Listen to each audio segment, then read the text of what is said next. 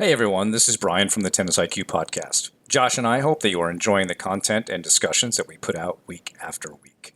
If you'd like to support the podcast and help us to continue to produce quality episodes, please visit our Patreon page at patreon.com/tennisiqpodcast/membership. Currently, we have 3 tiers of support: the fan level at $3 per month, the supporter level at $7 per month, and the champion level at $20 per month. Benefits of joining the Tennis IQ podcast community include episode transcripts, participation in book club discussions, and access to monthly masterclasses with me and Josh. For more on these benefits of support, head on over to our Patreon page at patreon.com/tennisiqpodcast/membership. Thank you so much. And now, on to the show.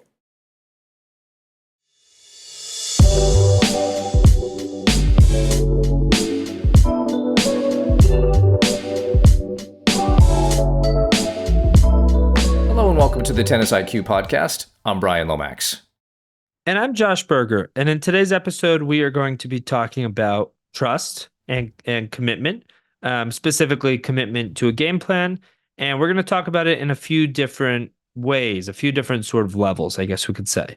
The first being more long-term, thinking about, sort of committing to playing maybe a certain way, a certain style, using certain tactics, thinking about how we like to play, things like that, even maybe thinking about our personality.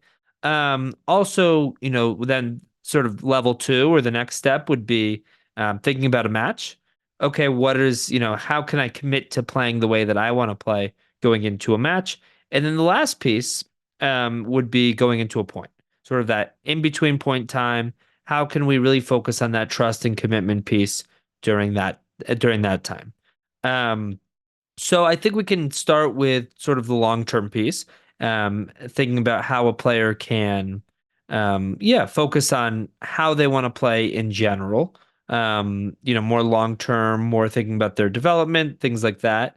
So Brian, when we start to think about, that side of things, the long-term, their long-term development and how maybe trust and commitment to playing a certain way can fit into that. What starts to come to mind for you? The long-term development piece of this, I think, is important, Josh, because if we all look at our personal histories with the game, we started off very simply, maybe being fed some balls, and we're hitting the ball, and we're evaluating. All right, did it go in? Did I make contact? And so it's very rudimentary, very basic at that level, but pretty soon after, you begin to develop some control. Perhaps you begin to develop some spin, maybe be able to add some power. Now you can direct the ball in certain places. Perhaps even you begin to develop some accuracy. And what does that do? It allows you now to develop a style of play. It allows you to begin to have some impact on your opponent. So you mentioned, Josh, an important part of developing a style of play and learning to trust that is something you enjoy. Now, how do we do that? We very often watch players that we like, we see how they play, and we may try to emulate that. So, for me growing up, a player that I admired a lot was Bjorn Borg, and Bjorn Borg was very, very consistent. Great clay court player, great mover. Had pretty good serve, two-handed backhand. Was one of the first to really incorporate heavy topspin on the forehand. And so I emulated a lot of what he did. I wanted to be consistent. I wanted to do a lot of things that Borg did. And so maybe just by seeing that and enjoying what he did, that's what I enjoyed doing. Other players might have, my age gravitated more to, in fact, one of my friends was more, he really enjoyed watching John McEnroe play and the serve and volley style. This guy was right-handed, but he liked to serve and volley. Didn't even necessarily have a huge serve, but was great at coming in and looking for opportunities to attack. And that's the way he liked to play the game. So I'm curious, Josh, just to learn about your career arc. Who did you perhaps pattern some of your own style after? How did you start to develop a game that you liked and then began to trust? Yeah. So I would say when I started, really developing my game as, sort of as a teenager or even, yeah, and sort of in those early teenage years, but it was an interesting time. It was really when the Nadal Federer rivalry was really taking off. Um, and yeah, and Nadal, as probably many are aware, his own, his playing style arc shifted a lot throughout his career. When he came onto the tour, he was certainly more of a counterpuncher. He would stay far back behind the baseline. He would hit heavy looping topspin shots. And yes, he would attack at times, but he was definitely more of a counterpuncher than he became later on in his career, where he would, start to attack more and endpoints, especially with his forehand. But yeah, I would say I became, more of a counterpuncher, more of a consistent player, trying to use topspin more, actually from watching him. And again, as I got more into tennis, started watching other players, that started to shift. And, later on in my career, I started to recognize that I wanted to be more aggressive. So I started taking more chances. Sorry. Started taking more chances, started to go for my shots more. So I also sort of drifted away from that original playing style. But I would say, as sort of a starting point, the Nadal's playing style actually did have a lot to do with yeah, why I started playing the way that I did. Yeah. And that gives us, I think, a basis for, again, creating intent, right? So as we begin to, develop that style, there are different skills that may go into it. And again, we're thinking long term as players. We're thinking about becoming the best player that we can become. And I think your reference to Rafa's history, starting off more as a counterpuncher, the one thing that you could have included in there was his approach to the serve early on, basically just spinning it in. Later on, like '09, 2010, the serve became much more of a weapon. That was certainly the case when he won his first US Open title, is that he was hitting his serve much bigger than in the past. Yep. And so some of that was just incremental, kind of working on it, working on it, working on it. Now it's ready. We can put it into the game plan, etc. So having that long-term view of your own game and wanting to develop these skills, I think is great. We've often discussed the idea of tennis as a life project for you, but you could also look at it as a project that has some specific timelines for things in your game. So if we begin to translate that, and if you have more points on the big level, Josh, certainly happy to hear them. But I also want to, as we take a playing style that we have now developed, hopefully, into something, what actually is a game plan? Because I was thinking, all right, we're going to talk about game plan today. What does that even mean? What's a game plan? So at a high level, I feel like a game plan is simply an intent for how you want to play, an intention. And if we think about this at a very high level, Josh, some players have an intention, some players don't.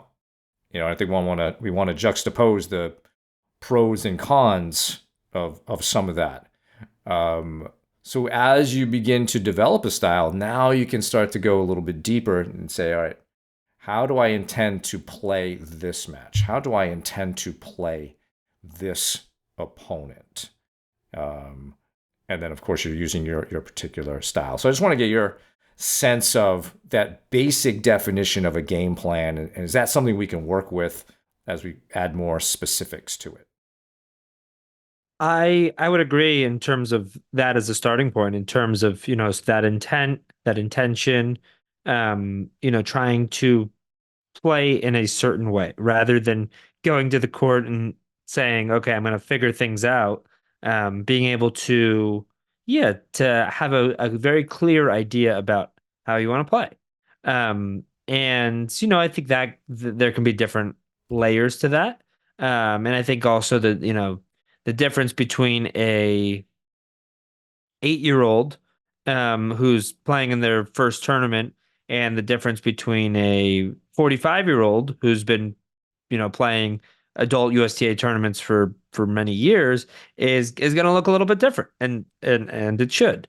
But yeah, I think that really is the starting point. I think that there's, as we think about sort of how we want to play and that intention for how we want to play, I think there's different pieces. There can be different tactics that, different tactics or patterns or things like that we want to use. Again, if we think about the pros, we could probably think about specific patterns that they use that they use effectively. And, we can do the same as we're thinking, in that sort of way, almost like calling plays or trying to have, a very clear idea for, okay, not only broadly, I want to play more aggressively or more counterpunching or come to the net more or less, but specifically, these are some of the things that I would like to do. These are some of the ways that I like to win points, and that I have demonstrated that I can win points in these ways. Um, so yeah, I think that, again, I think there's different levels to it, but as a starting point, I think that intention piece is really key. I think that, I think you also want to think about your personality, right? I think, there's for players that are going to play maybe really aggressively, ultra aggressively, and take chances and go for shot and take risks and things like that, which some players like to do. Does that match their personality in some way? Are they comfortable taking chances and risk? Or if they're more on the consistent counterpuncher side of things, does that match their personality? So I think it's, and then also thinking about maybe, I don't want to say natural strengths, like these are things that we're just born with and that aren't developed. But can we also think about just strengths of our game, right? Maybe we're, somebody's taller and they happen to have a bigger serve, or maybe somebody, it just happens to be really quick around the court, or maybe somebody, is able to maybe generate more topspin um, comfortably, or uses the slice really well, or they volley stronger, or or a little bit less comfortable there. So we can also think about, as we think about that, you know, sort of how we want to play. I think there's different pieces. I think part of it is just broadly, do we want to play more aggressively or more consistently? What are certain tactics we want to use? What are certain strengths and weaknesses? And what is our, and how does our personality fit in? So I think there's a number of different pieces that combine in terms of just thinking about this topic from more of a long-term perspective. And I think there is another question that needs to be answered about all of this is why? Why do we do this? And I think, so again, anecdotally, I work with a lot of, junior players who are good junior players, aspiring Division I college, some are Division III. And when I talk to them about, well, I ask them, what do you know about directionals? What do you know about, certain rules of how you should play? What's a good percentage shot? What's a low percentage shot?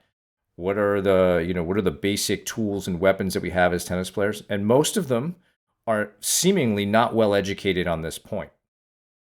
And what I think happens more so with our academies and teaching professionals is that they concentrate more on skill development, more how to hit the ball, and less on what to do with it and why. Ultimately, and we've discussed this on different episodes, but I think one episode in particular where we got into this was our conversation with David Sammel. And why do we have a game plan? We have a game plan because we are trying to make our opponent uncomfortable. Physically, mentally, emotionally. That is why you have a game plan. That is why you have a style. It has to bother people. And so we want to be working on it in such a way that we are bothering people. But at the same time, it's very helpful to know, the directional rules that we have discussed, even on this podcast. It's helpful to know, the basic 5 tools of consistency, directionals, accuracy, spin, power, and how they all can be used to make people uncomfortable. So the why part is important. And so when you choose a playing style, you have to know why and how you will make your opponents uncomfortable through this style.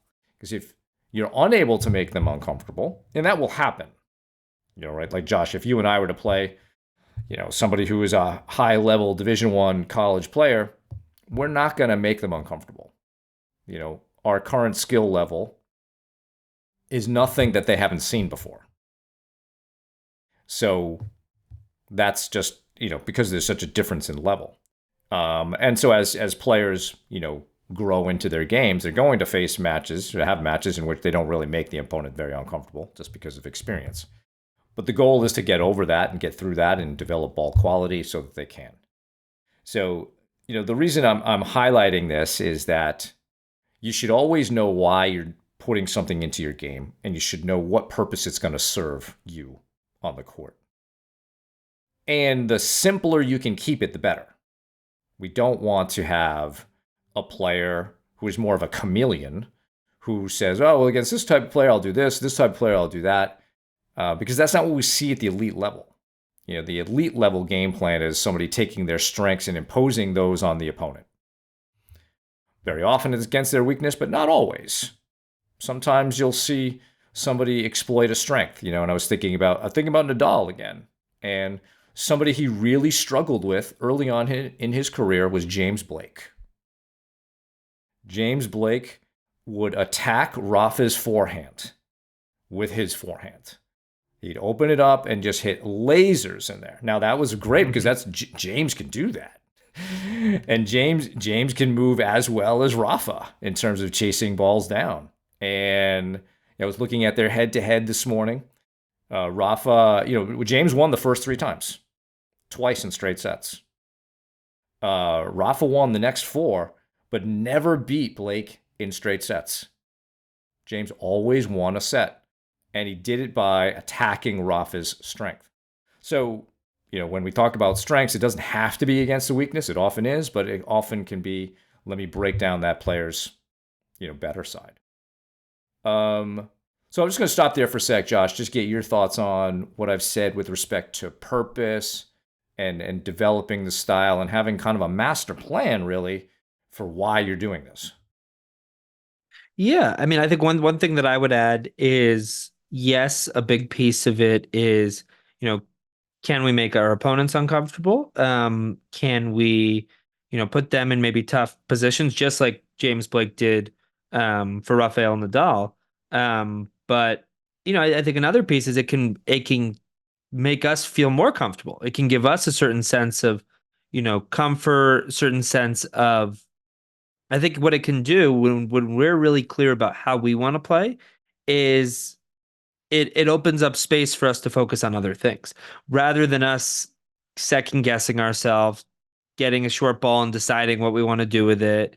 Having this big decision making process that keeps having to take place, where we're more clear. We're more clear about how we want to play, why we want to play that way, and that doesn't mean that other challenges won't arise, but at least on this aspect of things, it's easier to be, to have clarity about playing style, about, how we want to go out there and execute the way that we want to play. So I think that, I think it's, I think it's important for us personally. I think it makes it easier for us to play better and to feel comfortable and to be really clear, crystal clear about, how we want to play. And, maybe that could even include certain tactics and patterns and things like that. So we can get more granular there as well, which, we'll talk about as well later on. But I think it has that impact on us, but also on our opponent. So you talked about some really good benefits of having a game plan, game style, but I think we can even transition again to the game plan for a match. It makes us more comfortable there. I think also you were going here, I believe, so I want to take it one step further, is when we're playing points, we're not necessarily just evaluating, did I win the point or did I lose the point? It's really more about the strategy, the game plan, and how's that doing? What can I do to make it better? Do I just keep going with it, etc.? And to me, that leads to better focus. in the match, down to something a little bit more controllable. And I think that that level of focus allows us to solve problems better. I think we can manage our emotions better and ultimately leading to better performance.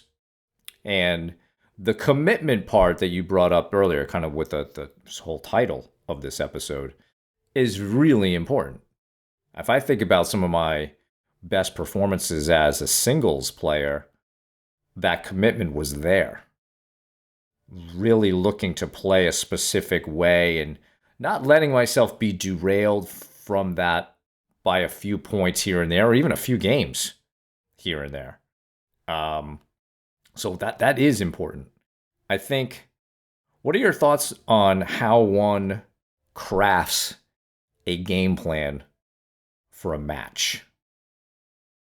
Yeah, I would say I think there's different pieces as well. I think part of it starts from sort of that first level of understanding themselves, understanding what they do well, understanding, how they want to play in general, how this player wants to play, period.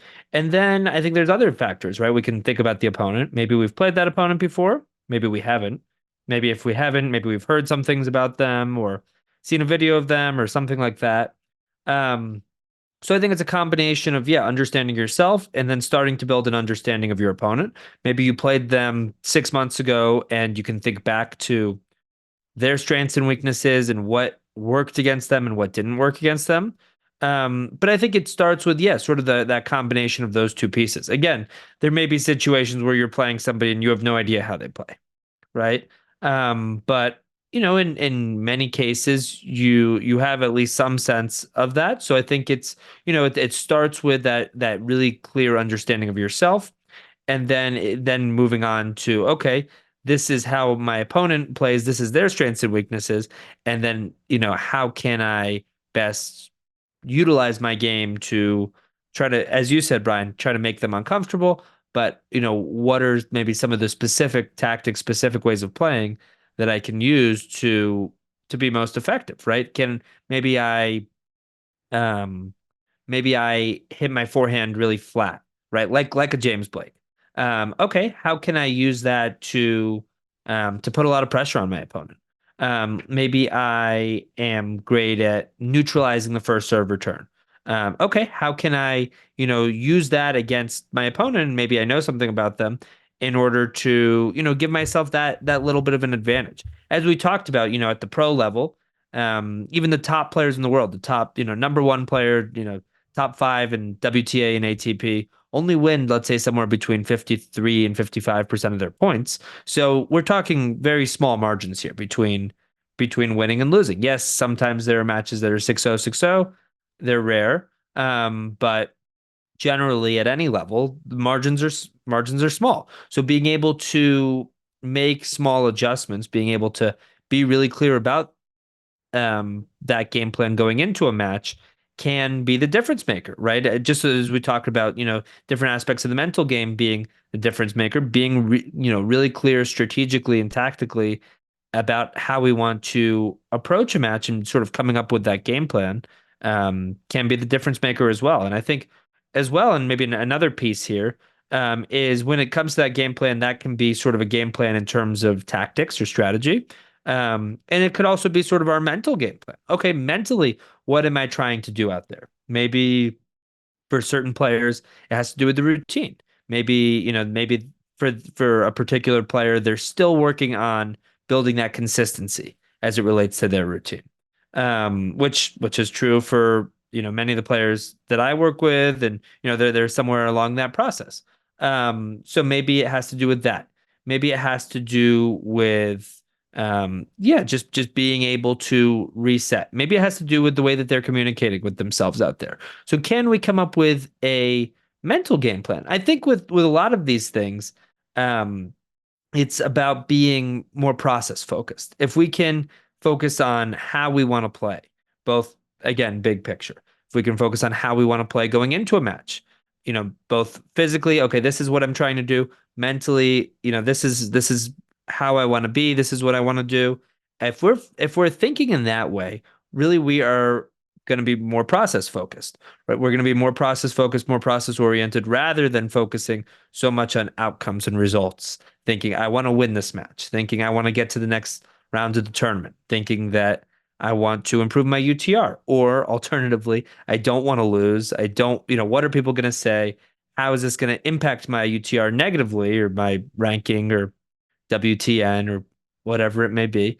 And I think if we're more game plan focused, again, whatever level that is, whether that's sort of big picture, whether that's going into a match, or whether that's between points, if we're thinking in that way, then we're more process oriented, which makes us, focus on that rather than focusing on things like outcomes and results, which tends to be beneficial, tends to take some pressure off, and tends to help us focus on ultimately what's going to make a difference in terms of winning and losing.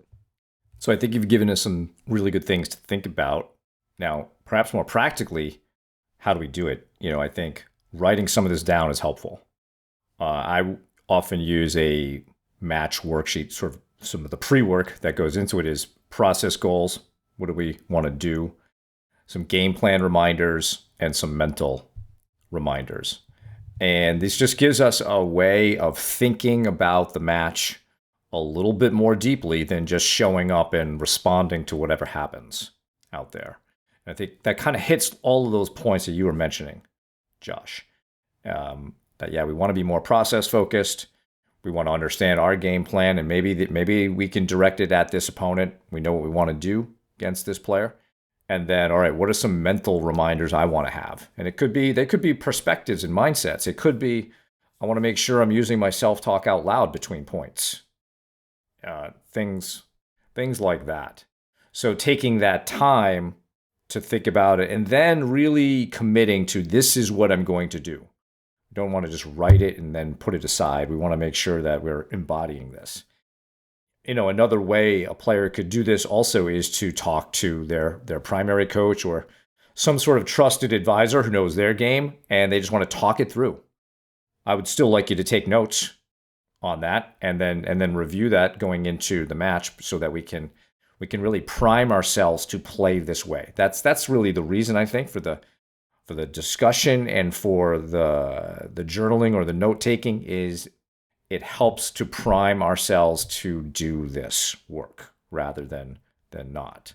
Because I think if we have a match of two players or two doubles teams and one side of the court has a plan and the other side doesn't, the team with the plan or the person with the plan is almost always going to win.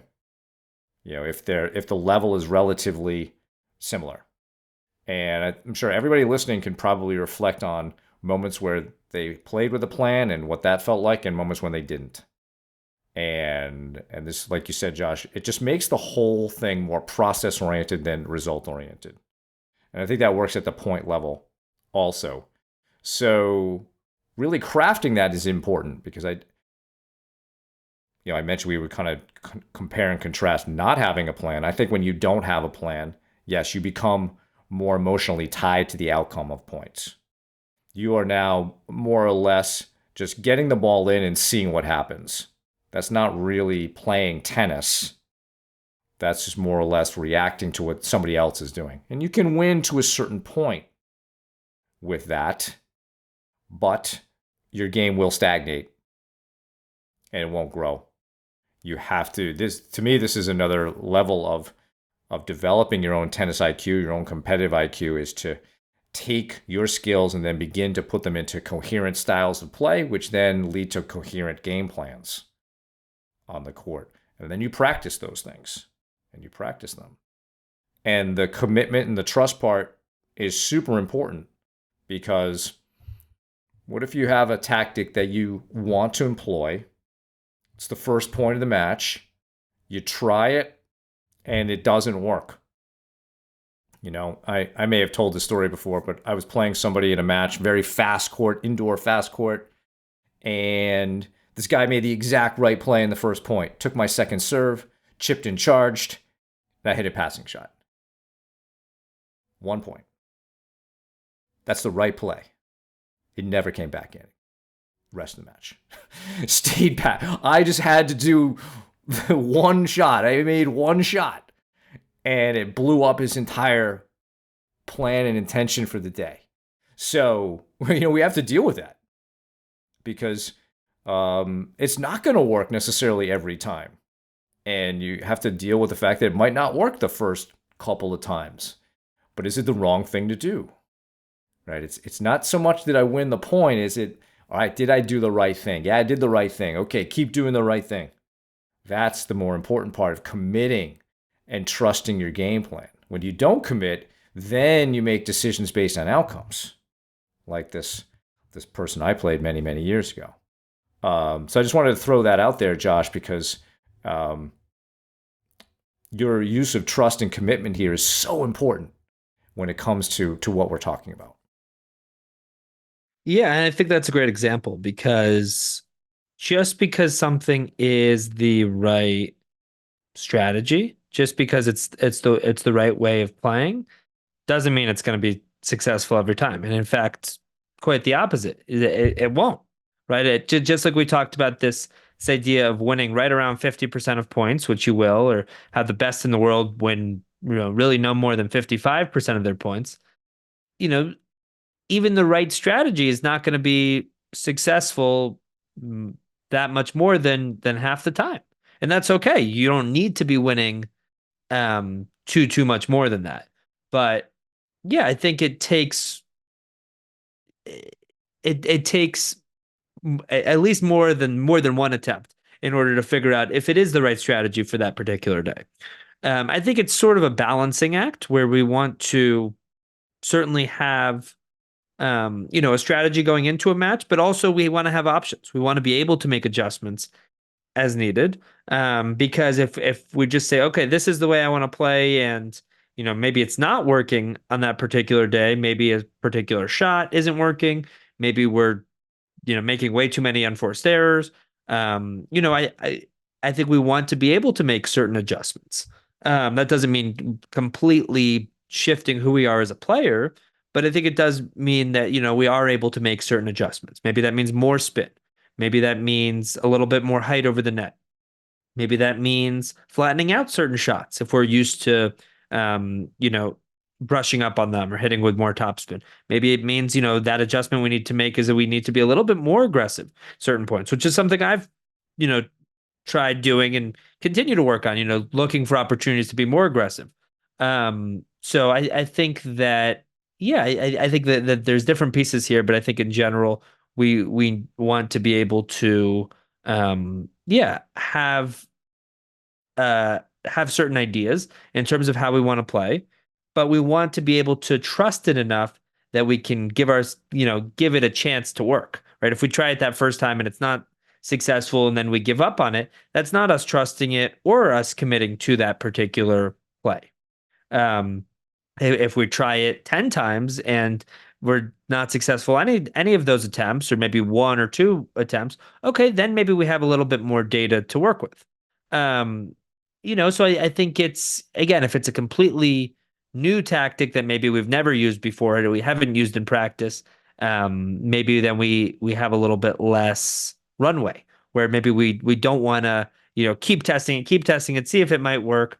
Where if it's something that we have used in the past, maybe this particular player is strong at the net, is good at chipping and charging, and decided not to keep using it after that attempt, but maybe if they kept trying it, then that could likely be effective. So again, I think it depends on different factors, like how often have you used it in the past? Is it something you've been practicing? Is it part of your game plan broadly going into a match? And then, in the moment, can you trust it enough to deal with the ups and downs? Can you trust it enough to deal with moments where maybe you didn't execute as well as you wanted to? Reminds me a little bit of a conversation we had with Ryan Harrison not too long ago, where he talked about sort of this difference between decision errors and execution errors. Can maybe be thought of in certain ways as good mistakes and bad mistakes. But I think if you're going about things in the right way, if it's not a error, right? You made the right decision. You just maybe didn't execute. Can you give yourself enough time? Maybe it's 5 attempts. Maybe it's 10 attempts. Maybe it's a different number. But can you give yourself enough attempts to see, okay, how am I executing on what I'm trying to do here? I've determined that this is how I want to play. These are some of the tactics I want to use. Okay, how am I actually executing on that? Not those moments where, the decision was wrong or I shouldn't have come to net in the first place and then I got passed. But when I made the right decision, is it effective? Am I able to execute this particular tactic effectively? And if the answer is yes, even if I lose some points with it, I should probably, keep using it. But if not, okay, then maybe an adjustment needs to be made. So I think that's maybe a way that we can think about it as well. Yeah, because the first time you use a tactic, maybe it is the right decision. And let's take the opponent I was mentioning before. Perhaps he just left the initial approach shot a little bit too much in the middle. Okay. Now all right. The adjustment can be, okay, I need to get it into a corner, maybe I need to get it lower. It's improving the tactic. It's not necessarily abandoning it at a particular moment in time. It's just trying to make it slowly better and better and better. Again, if it's the thing that you think is going to work the most, right? So let's now move, Josh, down to kind of the micro level, the point, in committing to a plan there. I think you'd be in agreement that when we first teach players the between point routine, more or less using the 16-second cure or, kind of the 4 Rs of, response, relax, ready, ritual type of stuff. That, in there's a phase for preparing and planning the next point. And for younger players and for, maybe less experienced players, and even for some adult players who have some experience, there can be some hesitation about calling a play, about really committing to doing something. And maybe part of it's just a lack of familiarity, lack of experience. It's not what they're used to doing. And so it takes some practice. And I noticed that, especially with players who haven't had a lot of experience with managing this time, that's the phase they struggle with the most. Is the actual calling of a play or having some intention for how they want to play the point. And again, as players gain more experience, they hopefully are going from a place of just getting it in to a place of, I want to do this, this, and this with the ball. And this is how I want to play. This is my style. This is how I make people uncomfortable. And so just wanted to get your thoughts on that, Josh, that, is that something that you also see that players can struggle with this notion of calling plays or having a specific plan or intent for points? Definitely. And I mean, it's a journey, I would say, to get to the point where somebody is able to really use that in between point routine consistently. And I think that third piece, sort of that, what Jim Lear has referred to as, the preparation stage, or, ready, if it's the 4 Rs, is challenging, is definitely challenging. I think for a lot of players, they're not used to it. They're used to playing a point, maybe reacting, maybe not. Maybe they go to the towel and then, okay, time to start that next point. But I think that's missing in terms of, being able to prepare for the next point, right? I think generally as a good rule of thumb, being able to plan out how you want to start the point in terms of those first 2 shots.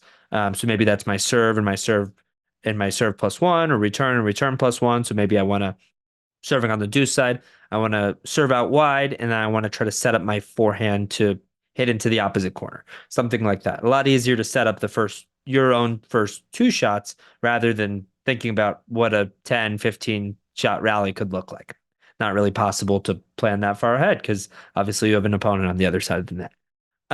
So I would agree that piece is is sometimes forgotten. I also think that that first piece actually, and I think there's a little bit more to that first piece in terms of, sort of moving on from that last point. But I think sometimes that piece, if it's not thought about, can also be quite problematic because I think that that tends to lead to people maybe reacting or yelling at themselves or throwing the racket or things like that, when we can't have a way to process, when we don't have a way to process what happened in that last point. But I think, yeah, as it relates to this topic for today, that third piece in terms of preparing for that next point, being ready for how we want to play that next point, it really has everything to do with this. It really is about, can we have a game plan? Can we be really clear about what we're trying to do? And can we, a word that you used earlier, Brian, do we have an intention? Do we have a clear intention for what we want to do in this next point, what we're trying to execute? Now, again, we're not going to execute that every time. We're not going to be successful every time. Sometimes we're going to, if we're sticking with that serve out wide on the deuce side example, sometimes we're going to serve out wide to the deuce side, and then our opponent is going to, blast the ball right down the line. And rather than being able to set up our forehand as we had sort of planned or intended, we're going to have to, hit a backhand if we're right-handed. We're going to have to maybe play some defense. So, yes, we had that clear intention there, but yes, it didn't. But ultimately, it didn't end up turning out that way.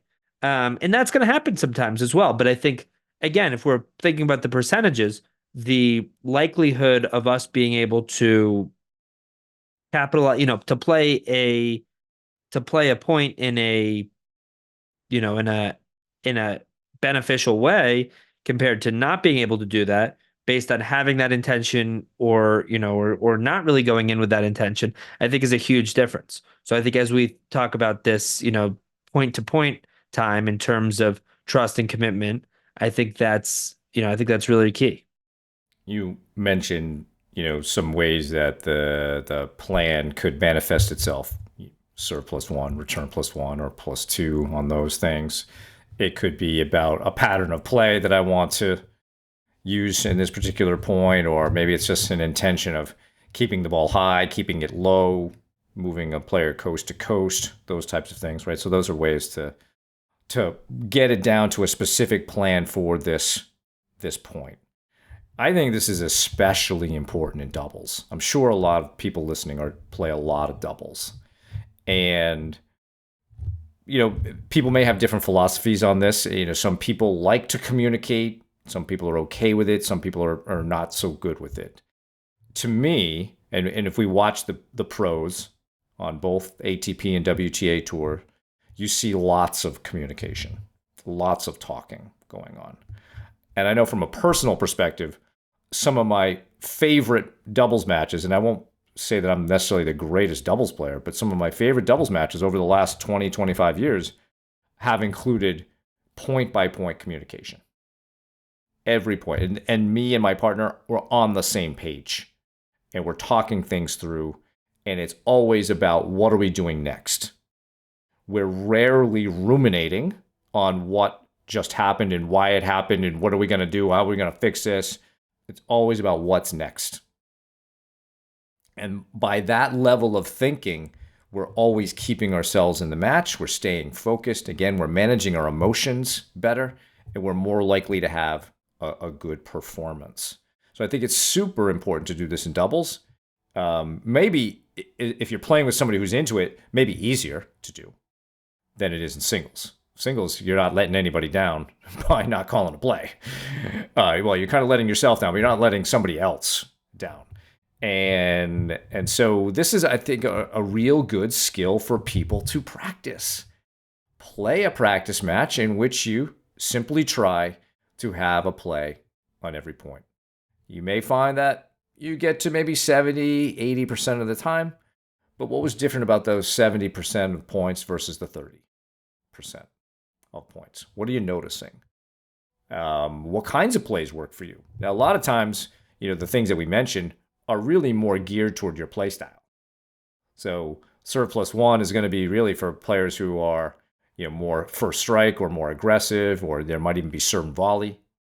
That could be a tactic that you use on certain points, where patterns of play might be more counterpunchers or consistent baseliners who are looking to grind in some way. So a lot of the point by point intentions are really, they should be consistent with the overall game plan, which the overall game plan should be consistent with the long term style of play we're trying to develop. But ultimately, it's going to manifest itself into what you do point by point. And I think when we have that level of focus, Josh, again, we're focusing more on process and not as much on did I win or lose the point, and you can move on more easily from these things. So I can't, to me, emphasize enough about trusting and really committing to developing these skills relative to game plans and planning out your points. Absolutely. And I think, part of trust is, that understanding that that's not going to work out every time, and that's okay. But part of it is, that willingness to keep going back to it. And that doesn't mean that, if over a long period of time it's not working, that you can't or shouldn't make an adjustment, because you should, but at least being able to give it the time to to potentially, so that it potentially does work. So you're giving yourself a chance. But yeah, no, I think that, again, the difference between trusting and committing to a game plan versus being maybe a little bit wishy-washy about it cannot be overstated. And I think, again, with the small margins of tennis, it can often be the difference between, between winning and losing, but I think even more so just between playing the way that you want to play, in a way that you're gonna leave the court feeling proud of how you played, and not. And ultimately, that's what we're trying to do, right? We can't guarantee results, but we can at least give ourselves a better chance to feel proud of our performance, to feel like we put ourselves in a winning position.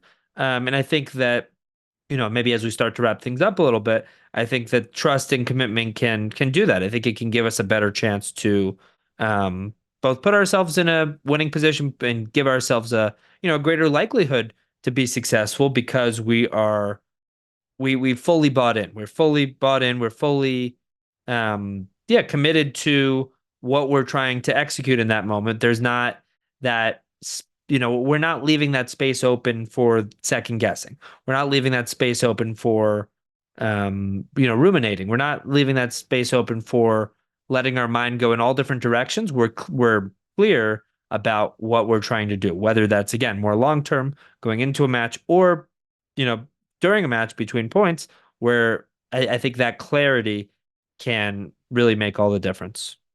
And I think another difference, Josh, is we're trying to create something here, right? We're kind of more focused on creating than we are on maybe fixing things or reacting to things. And I personally, I mean, this is a edge case, but I'd rather see somebody be really committed to a game plan and not have it work, but stay committed to it, and we learn from what that was, versus being kind of all over the place, or a little wishy-washy.